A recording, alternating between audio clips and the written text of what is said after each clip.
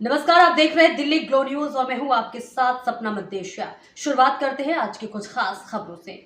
Goyal hospital में spinal code cancer से पीड़ित मरीज जो कि लास्ट स्टेज पर है, जिसका इलाज मुंबई स्थित निजी अस्पताल में चल रहा था। उनके परिजन ने मुंबई के डॉक्टर से परामर्श के बाद एक इंजेक्शन लगाने का अंतिम निर्णय लिया गया, जिसकी मार्केट कीमत 3,96,000 रुपए है। मरीज के परिजन काफी मशक्कत के बाद रुपए इकट्ठे करके जोधपुर स्थित गोयल हॉस्पिटल में ले गए। वहीं से इंजेक्शन का क्रय किया गया। इंजेक्शन लगाने के बाद मरीज की हालत काफी गंभीर हो गई और वे दर्द से कहराने लगी। तो वहीं चिंतित परिजन ने मुंबई के डॉक्टर से सलाह मशवरा करने पर पता चला कि जो इंजेक्शन लिखा गया था वह नहीं होकर अन्य इंजेक्शन लगा दिया गया, जिसके कारण मरीज की हालत खराब हुई है। ये सुनते ही परिजन के पैरों के नीचे जमीन खिसक गई। उस बिल की कॉपी संबंधित कंपनी को भेजा गया तो कंपनी ने स्पष्ट रूप से मना कर दिया, यह इंजेक्शन हमारी कंपनी का नहीं है, अन्य कंपनी का है। परिजनों ने आरोप लगाया है कि इस मामले को लेकर हॉस्पिटल पहुंचे तो केमिस्ट स्टाफ और हॉस्पिटल स्टाफ मिलकर मारपीट करने लग गए।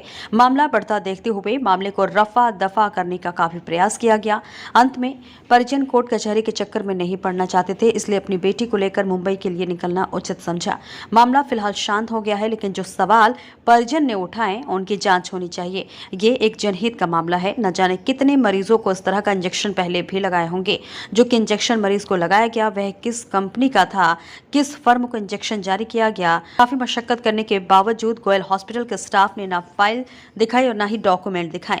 एक सवाल यह भी है कि क्या धनी व्यक्ति अपने धन और बल पर किसी भी काले कारनामे को दबा सकता है?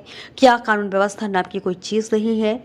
उस मरीज के परिजन तो पढ़े लिखे थे, जिसके कारण पता लग गया, लेकिन ऐसे अनेक मरीजों के परिजन हैं जो कि शिक्षा और जानकारी के अभाव में ऐसे अस्पतालों के ठगी के शिकार बन जाते हैं।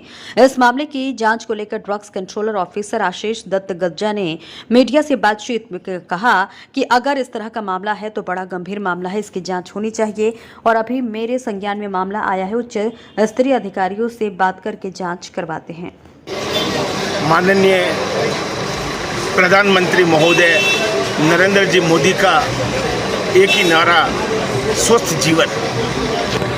राजस्थान सरकार के मुख्यमंत्री चिकित्सा मंत्री का एक ही नारा, स्वस्थ जीवन। लेकिन हमारे जोधपुर शहर के अंदर 40 फुट की रोड के अंदर Goyal hospital and research centre private limited, जो कि एकदम पूरा अवैध बना हुआ है।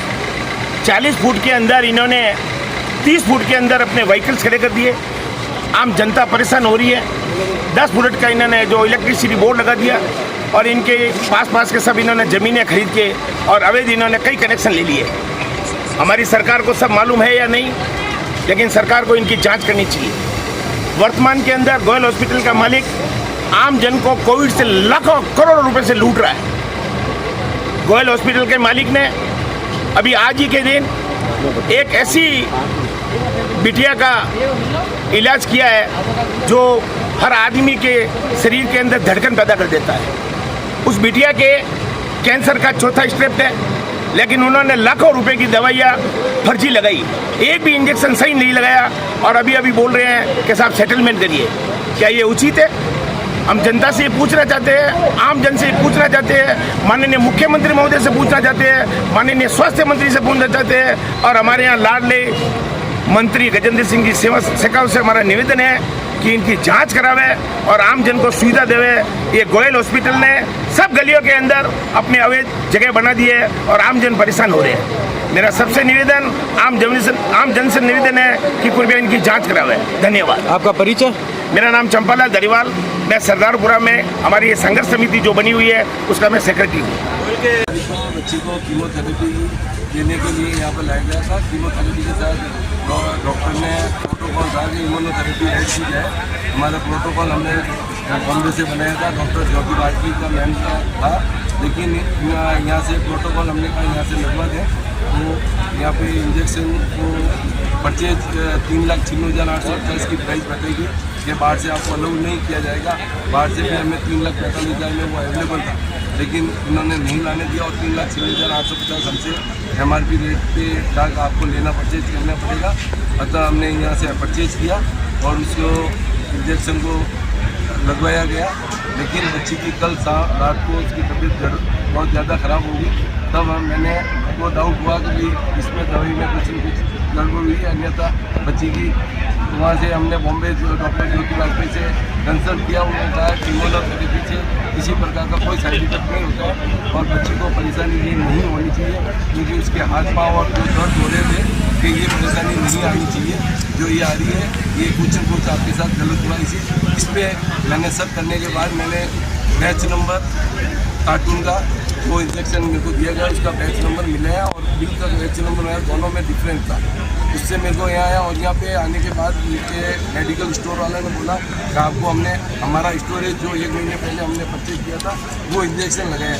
तो मैंने उनको बोला कि इंजेक्शन आपने क्यों लगवाया, हमारी जब हमने आपको करंट पैसा दिया और हमने आपको बोला कि हमारी कंपनी में ऑर्डर दे के मंगाया जाए, लेकिन तो आपने इसकी आपने सही ढंग से इसको -5 डिग्री सेल्सियस फ्रिज में रखना पड़ता है, आपने इसकी सही ढंग से किया नहीं है, तो एक्सपायरी हो चुका है इनका, तो आपने ये हमें क्यों लगवाया हमारी इजाज़त बगैर। और कार्टून आपने करंट डेट में जो इंजेक्शन बनाया वो क्यों गया, ये आपने क्यों हमारे साथ 420 उसका ये कोई जवाब नहीं दे पाए और उल्टा हमारे साथ माराकुटी की है। और अब ये गोयल हॉस्पिटल के मालिक ने सारी सर्च की है रिपोर्ट और उसमें इन्होंने एग्री किया कि हमारी ये गलती हुई है और बच्ची अभी बहुत सीरियस स्थिति में है और इन्होंने अपनी गलती एक्सेप्ट की और हमें कहा कि आपका जो अर्जाना लगा है 4.5 लाख रुपये हम आपको पे करने को तैयार। रतन चोपड़ा जोधपुर से ही है, सरस्वती नगर में रहवासी हूँ और बच्ची मेरी दिव्या चोपड़ा 22 साल की है, कैंसर पेशेंट। ओके।